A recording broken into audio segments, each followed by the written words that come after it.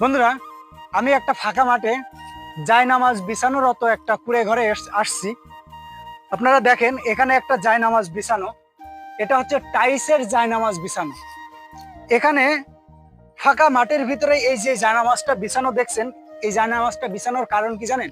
এই ফাঁকা মাঠের ভিতরে যে যে সমস্ত কৃষকরা আছে, এই কৃষকরা ভাইরা দেখা যাচ্ছে অনেক সময় নামাজে তাদের মসজিদে যেতে দেরি হয়ে যায়। ওই নামাজটা এখানে যাতে পড়তে পারে সেই ব্যবস্থা করে দেওয়া হয়েছে। শুধু এই নামাজের ব্যবস্থা না বন্ধুরা, এর পাশে দেখেন একটা কল আছে। তারা উজু করে এখানে নামাজ পড়বে। এই কলটা দেখতে পাচ্ছেন বন্ধুরা, এই কল থেকে পানি তুলে তারা উজু করবে, উজু করে এখানে নামাজ পড়বে।